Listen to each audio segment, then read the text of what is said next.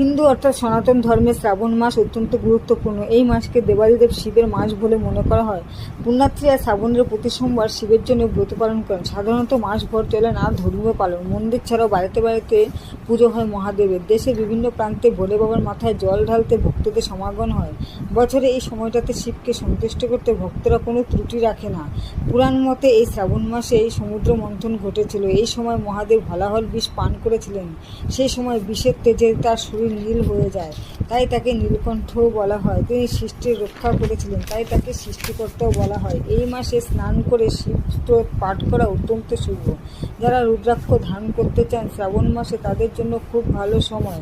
শ্রাবণ মাসের প্রতি সোমবার অসাধারণ ফলে সমস্ত অশুভ শক্তি দূর হয়। মহাদেবের প্রিয় ফুল ধুতরা, আকন্দ, অপরাজিতা, কলকে প্রভৃতি। তবে নানান জায়গায় বেলপাতাতেই সবচেয়ে বেশি তুষ্ট হন মহাদেব। এবছর শ্রাবণের 4টি সোমবার পড়েছে: 7ই শ্রাবণ, 14ই শ্রাবণ, 21শে শ্রাবণ এবং 28শে শ্রাবণ।